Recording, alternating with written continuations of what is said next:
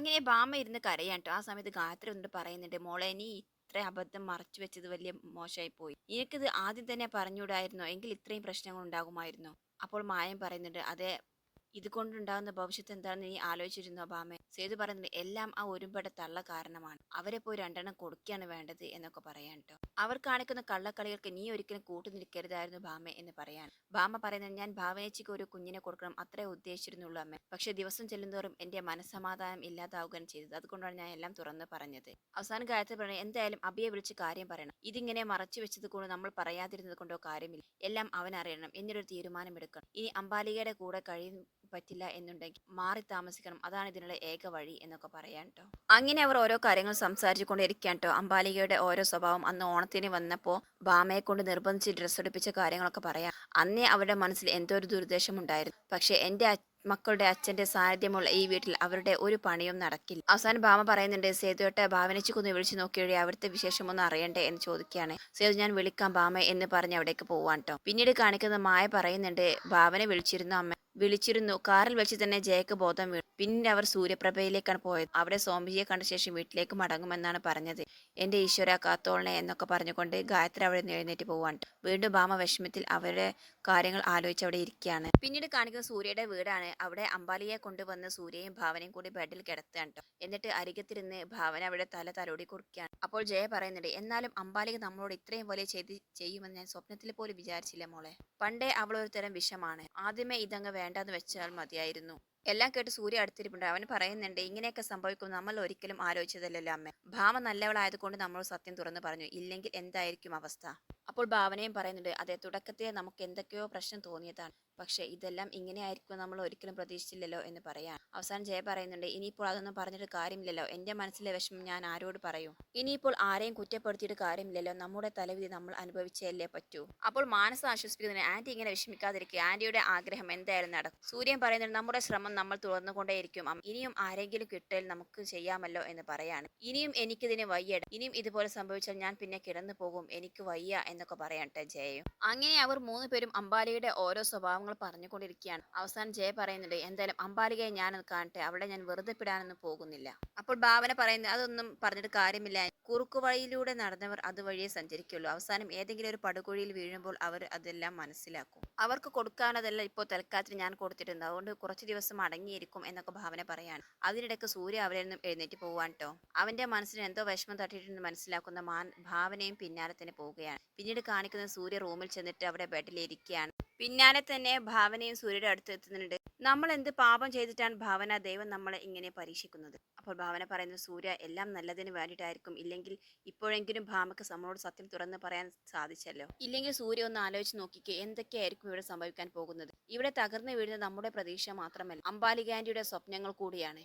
അമ്മ ഇതോടുകൂടി ആകെ തകർന്നു പോയി ഭാവന എന്ന് സൂര്യ പറയുമ്പോൾ ഭാവന പറയുന്നത്, അത് പിന്നെ ഇല്ലാതിരിക്കുമോ? ഇനി എന്താണാവോ അമ്മയുടെ അടുത്ത നീക്കം എന്ന് പറയുമ്പോൾ ഭാവന പറയുന്നുണ്ട്, എന്തായാലും നമ്മൾ അമ്മയോടൊപ്പം നിൽക്കുകയേ ചെയ്യാവൂ. അപ്പോൾ സൂര്യ പറഞ്ഞു, എന്തായിരിക്കും അംബാലിക ആന്റിയുടെ ഇതിന് പിന്നാലെ ലക്ഷ്യം? അതെന്തിനാ ഇത്ര സൂര്യ ചിന്തിക്കാൻ? ഭാമയെ അബിയിൽ നിന്നും അകറ്റുക. അവർ പല പ്രാവശ്യം ശ്രമിച്ചത്, പക്ഷെ ഇതുവരേക്കും നടന്നില്ല. ഇങ്ങനെ ഒരു ചാൻസ് വന്നപ്പോൾ അവർ അത് കറക്റ്റായിട്ട് ചെയ്തു. പക്ഷെ ഭാമ എങ്ങാൻ ഗർഭിണിയായതിനു ശേഷമാണ് അവർ പല പ്ലാനുകളും ഒരു പക്ഷെ മനസ്സിൽ കണ്ടിട്ടുണ്ടാകും. അബി എന്താണെന്ന് അവർക്ക് നന്നായിട്ട് അറിയാമല്ലോ. അതുകൊണ്ട് അത് വെച്ച് കളിക്കാമെന്ന് തന്നെ അവർ തീരുമാനിച്ചിട്ടുണ്ടാകും. അവസാനം സൂര്യ പറയുന്നത്, എല്ലാം വിട്ടേക്ക് ഭാവന, നമുക്ക് ഇനി അത് പറയണ്ട. ഒരു കുഞ്ഞിന് വേണ്ടിയിട്ട് ഞാൻ ഇനി ഒരിക്കലും ആഗ്രഹിക്കുന്നില്ല ഭാവന. ഇത് കേൾക്കുമ്പോൾ ഭാവനയ്ക്ക് ആകെ ഷോക്കാവുകയാണ് ട്ടോ. എനിക്ക് മടുത്തു എന്നൊക്കെ പറയാണ്. അപ്പോൾ ഭാവന പറയുന്നത്, അങ്ങനെയൊന്നും ചിന്തിക്കല്ല സൂര്യയുടേതായിട്ടുള്ള ഒരു അവകാശം ഈ കുടുംബത്തിന് വേണം. എങ്കിലേ ഈ കുടുംബം നിലനിൽക്കൂ.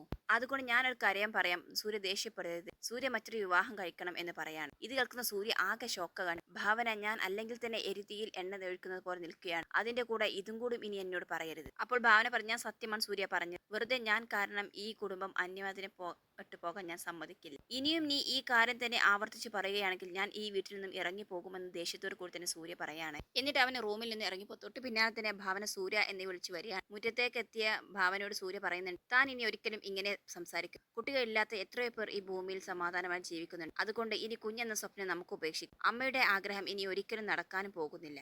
എനിക്ക് നീയും നിനക്ക് ഞാനും, അത് മാത്രം മതി നമുക്ക് ജീവിക്കാൻ എന്ന് പറയാണ്. ഇതെല്ലാം കേട്ടുകൊണ്ട് മാനസയും അവിടേക്ക് വരുന്നുണ്ട്. ഒരു കുഞ്ഞിന് വേണ്ടി നിന്നെയും നിന്റെ സ്നേഹത്തെയും വലിച്ചെറിയാൻ ഞാൻ തയ്യാറല്ല. നീ ഇല്ലാതെ എനിക്ക് ഒരിക്കലും സന്തോഷിക്കാനാവില്ല ഭാവന എന്ന് പറഞ്ഞ് അവളെ ചേർത്ത് പിടിക്കാട്ടോ സൂര്യ. എല്ലാം കേൾക്കുന്ന മാനസ വളരെ വിഷമത്തോടു കൂടി തന്നെ അകത്തേക്ക് പോവാണ്. പിന്നീട് സൂര്യയും ഭാവനയും പരസ്പരം കെട്ടിപ്പിടിച്ച് കരയാണ് ട്ടോ. ശേഷം പിന്നീട് കാണിക്കുന്ന സൂര്യയുടെ വീടാണ് ട്ടോ. അവിടെ ജയനിർമ്മല ആകെ തകർന്ന് അങ്ങോട്ടും ഇങ്ങോട്ടും റൂമിലൂടെ ഇങ്ങനെ നടക്കുകയാണ്. അവർക്കാണെങ്കിൽ തീരെ വയ്യായിരുന്നു ട്ടോ. എന്നിട്ട് അവർ മനസ്സിൽ എന്തൊക്കെയോ ആലോചിച്ചിട്ട് അങ്ങോട്ടും ഇങ്ങോട്ടും നടക്കുകയാണ്. അവസാനം അവർ ഒരു ടാബ്ലറ്റ് ഷെൽഫ് തുറന്നിട്ട് എടുക്കുകയാണ് ട്ടോ. എന്നിട്ട് അതിൽ നിന്നും അല്പം ഗുളികകളെല്ലാം അവരുടെ കയ്യിലേക്ക് കൊട്ടുകയാണ്. അതെല്ലാം ഒറ്റയടിക്ക് വായിലിട്ട് വെള്ളം കുടിക്കാനായിരുന്നു ട്ടോ അവരുടെ പ്ലാൻ. ഒരു പക്ഷേ ഈ രാത്രിയോട് കൂടി അവരുടെ ജീവിതം അവസാനിപ്പിക്കാനായിരിക്കാം അവർ മനസ്സിൽ പ്ലാൻ ചെയ്തത്. തക്ക സമയത്ത് തന്നെ മാനസ അവിടേക്ക് വരികയാണ്. ആന്റി എന്താ ഈ ചെയ്യുന്നത് എന്ന് പറഞ്ഞ് കയ്യിൽ നിന്നും ആ ഗുളികയെല്ലാം തട്ടി മാറ്റുകയാണ്. അപ്പോൾ ജയനിർമ്മല കരയാണ് ട്ടോ. മതി മോളെ, എനിക്ക് മതിയായി. ഇനി എനിക്ക് ഒരു നിമിഷം പോലും ജീവിക്കാൻ. എന്റെ ഏറ്റവും വലിയ സ്വപ്നമാണ് ഇപ്പോൾ തകർന്നു വീഴുന്നിരിക്കുന്നത്. ഇനി ഞാൻ എന്തിനു ജീവിക്കണം, ആർക്ക് വേണ്ടി ജീവിക്കണം എന്നൊക്കെ പറയാൻ ട്ടോ. ഇതെല്ലാം കേൾക്കുമ്പോൾ മാനസ പറയുന്നുണ്ട്, ആന്റി ഇങ്ങനെ ചെയ്താൽ ഇതെല്ലാം ഒരു പരിഹാരമാകുമോ? ഭാമ വഴി സൂര്യയുടെയും ഭാമയുടെയും കുഞ്ഞിനെ ആന്റിയുടെ കയ്യിലേക്ക് എത്തിക്കാമെന്ന് ആന്റി ഒരുപാട് പ്രതീക്ഷിച്ചു. പക്ഷെ അത് ദൈവവിധിയാണ് ആന്റി. അബിയുടെ കുഞ്ഞ് തന്നെ ഭാമയുടെ വയറ്റിൽ അതേ സമയം വന്നത്. പക്ഷെ അതുകൊണ്ട് നമ്മൾ ഒരിക്കലും പിന്മാറരുത്. അതിനെല്ലാം മറ്റൊരു സൊല്യൂഷൻ ഉണ്ടാകില്ലേ? എന്തിനാണ് ആന്റി ഇങ്ങനെ ഒരു കൊടുങ്കായി ചെയ്യുന്നത്? ഇതെങ്ങാനും സൂര്യയ്ക്ക് അറിഞ്ഞാൽ എന്തായിരിക്കും അവസ്ഥ എന്ന് പറയാൻ ട്ടോ. ജയനിർമ്മലയാകട്ടെ ആകെ പൊട്ടിക്കരയാണ്. ഈ സരോഗസിക്ക് വേണ്ടി നമ്മൾ എത്ര പേരെ നോക്കിയതാണ് മോൾ, എന്നിട്ട് എന്താണ് ഉണ്ടായത്? എല്ലാവരും പറ്റിക്കുക. എല്ലാവർക്കും ഒരേ ലക്ഷ്യമേ ഉള്ളൂ, ക്യാഷ്. ഇതിനൊക്കെ ആത്മാർത്ഥമായി തയ്യാറായി വരുന്നവർ അപൂർവമാണ്. അതുകൊണ്ട് എനിക്ക് ഇനി ആ ഒരു പ്രതീക്ഷയില്ല മോളെ എന്ന് പറയാൻ ട്ടോ. അവസാനം മാനസ പറയുന്നുണ്ട്, എങ്കിൽ അങ്ങനെ ഒരു പ്രതീക്ഷ ആന്റി വെച്ചു. ഇന്ന് ഭാമക്ക് പകരം ഞാൻ ഈ കാര്യം ഏറ്റെടുത്താലോ? ഇത് കേൾക്കുന്ന ജയ ആകെ ഷോക്കാണ്. മോളെ നീ? അതെ ആന്റി, ഞാൻ ഒരുപാട് ചിന്തിച്ചിട്ട് തന്നെയാണ് ഇങ്ങനെ തീരുമാനമെടുത്തത്. അപ്പുറത്ത് ചെന്നപ്പോൾ അവിടെ സൂര്യയുടെയും ഭാവനയുടെയും സങ്കടങ്ങളാണ് ഞാൻ കേട്ടത്. അതെല്ലാം ആന്റിയെ കൊണ്ട് പറയാമെന്ന് വന്നപ്പോൾ ആന്റി ഇങ്ങനെ ചെയ്യുന്നു. ഇതെല്ലാം കൂടി തന്നെ ഞാനൊരു തീരുമാനം എടുത്തു കഴിഞ്ഞു. അപ്പോൾ ജയ പറയുന്നുണ്ട്, മോളെ നിന്റെ കാര്യം ഭാമയെ പോലെയല്ല. നീ ഒരു വിവാഹം കഴിച്ചിട്ടില്ല, ഒരു കുഞ്ഞിന്റെ അമ്മയുമായിട്ടില്ല. ഈ ഒരു കാര്യത്തിൽ നീ തയ്യാറായാൽ നിന്റെ ഭാവി എന്തായിരിക്കും? അതുകൊണ്ട് മോൾ ഇതിൽ നിന്ന് പിന്തിരിയണം എന്ന് പറയട്ടെ ജയ. ഇല്ല ആന്റി, ഞാൻ എല്ലാ വശങ്ങളും ആലോചിച്ചിട്ട് തന്നെയാണ് ഇങ്ങനെ തീരുമാനമെടുത്തത്. എന്റെ അച്ഛനും അമ്മയും കാരണമാണ് സൂര്യക്കും ഭാവനക്കും അവരുടെ കുഞ്ഞിനെ നഷ്ടപ്പെട്ടിരിക്കുന്നത്. മാത്രമല്ല ഭാവനയുടെ ഭാവിയും ഇങ്ങനെ ആയിപ്പോയത്. അതുകൊണ്ട് ഇതിനൊരു പ്രായശ്ചിത്തം ചെയ്യാൻ എന്തുകൊണ്ടും ഞാൻ തയ്യാറാണ്. ഞാൻ തന്നെയാണ് അതിന് ഏറ്റവും യോഗ്യത എന്ന് പറയാൻ ട്ടോ. എല്ലാം കേറി നിൽക്കുന്ന ജയനിർമ്മലക്ക് തിരിച്ചൊന്നും പറയാനാവാത്ത വിധമായിരുന്നു മാനസയുടെ സംസാരം. മോളെ ഒന്നുകൂടി ആലോചിച്ചിട്ട് പോരെ എന്ന് പറയാൻ ട്ടോ. ഇല്ല ആന്റി, നമുക്ക് നാളെ തന്നെ ഡോക്ടറെ പോയി കാണാം. എന്നിട്ട് എല്ലാ ചെക്കപ്പുകളും നടത്തണം. എല്ലാം പോസിറ്റീവായാൽ ഉടൻ തന്നെ നമുക്ക് ഈ ഒരു കാര്യത്തിന് തയ്യാറാകാം എന്ന് പറയാൻ ട്ടോ. തൽക്കാലം ഈ കാര്യം സൂര്യയും ഭാവനയോട് നീ പറയണ്ട. അവരറിഞ്ഞാൽ ഇതിൽ നിന്നും തീർച്ചയായിട്ടും നിന്നെ പിന്തിരിപ്പിക്കും. ഇപ്പോൾ ഭാമയുടെ കാര്യം വന്നപ്പോൾ തന്നെ ഭാവന ഒരിക്കലും 100%ഉം ഇതിന് സംതൃപ്തിയായിരുന്നില്ല. ഇനിയിപ്പോൾ നിന്റെ കാര്യമാകുമ്പോൾ ഒട്ടും അവൾ ഹാപ്പി ആയിരിക്കില്ല എന്ന് പറയാൻ ട്ടോ. ആന്റി തൽക്കാലം ഇത് അവരോട് പറയണ്ട. നമുക്ക് എന്തായാലും നാളെ ഡോക്ടറെ കണ്ട് കാര്യങ്ങളെല്ലാം സംസാരിക്കാം. എന്നിട്ട് ചെക്കപ്പുകളെല്ലാം നടത്താം. അതിനുശേഷം നമുക്ക് ഭാവനയോട് സൂര്യയോട് പറയാം എന്ന് പറയാൻ ട്ടോ. അങ്ങനെ ഒരുവിധം തയ്യാറായിട്ടോ ജയനിർമ്മല. അടുത്ത ദിവസം തന്നെ നമുക്ക് ഡോക്ടറെ കാണാം എന്ന് പറയാനേ. അങ്ങനെ അടുത്ത ദിവസം രാവിലെ തന്നെ ജയനിർമ്മല ഡോക്ടറെ കാണാൻ വേണ്ടി ഹോസ്പിറ്റലിൽ എത്തുകയാണ്. ജയനിർമ്മലയെ കണ്ട് ഡോക്ടർ ചോദിക്കുന്നു, എന്താണ് ജയ, എവിടെ വരെയായി കാര്യങ്ങൾ എന്നൊക്കെ ചോദിക്കുകയാണ്. ഡോക്ടർ, നമ്മൾ ഉദ്ദേശിച്ചതുപോലെ അല്ല ഭാമയുടെ കാര്യങ്ങൾ. ഭാമയ്ക്ക് ഇനി ഇപ്പോഴൊന്നും ഭാവനയുടെയും സൂര്യയുടെയും കുഞ്ഞിന് ജന്മം നൽകാനാവില്ല. അവൾ ആദ്യമേ പ്രഗ്നന്റ് ആണ് എന്നൊക്കെ പറയാണ്. അപ്പോൾ ഡോക്ടറും പറയുന്നുണ്ട്, എനിക്കും സംശയമുണ്ടായിരുന്നു. എന്നിട്ട് അവർ അംബാലികയുമൊത്തുള്ള അഗ്രിമെന്റിന്റെ കാര്യങ്ങളൊന്നും പറയുന്നില്ല ട്ടോ ജയനിർമ്മലയോട്. അതെല്ലാം അവർ മറച്ചു പിടിക്കുക തന്നെയാണ്. എന്നിട്ട് എല്ലാം അറിയുന്നത് പോലെ തന്നെ അവർ സംസാരിക്കാൻ ട്ടോ. അവസാനം ജയനിർമ്മല പറയുന്നുണ്ട്, ഈശ്വരൻ ഞങ്ങളെ കൈവിട്ട് കളഞ്ഞു. അതുകൊണ്ടാണല്ലോ ഭാമയ്ക്ക് ഇങ്ങനെ ഒരു അവസ്ഥ വന്നത്. അതുകൊണ്ട് തന്നെ ഭാമയ്ക്ക് പകരം മറ്റൊരാളിലൂടെ ഡോക്ടർ ഞങ്ങളുടെ ഈ ആഗ്രഹം നിറവേറ്റി തരണം എന്ന് പറയാൻ ട്ടോ. ഇത് കേൾക്കുന്ന ഡോക്ടർ, എന്താണ് ജയ എന്ന് ചോദിക്കുകയാണ്. അതെ ഡോക്ടർ, സൂര്യയുടെയും ഭാമയുടെയും കുഞ്ഞിനെ ഞാൻ ഒരുപാട് സ്വപ്നം കണ്ട് പ്രതീക്ഷിച്ച് കാത്തിരിക്കുകയായിരുന്നു. അപ്പോഴാണ് ഇങ്ങനെ ഒരു ദുരന്തമുണ്ടായത്.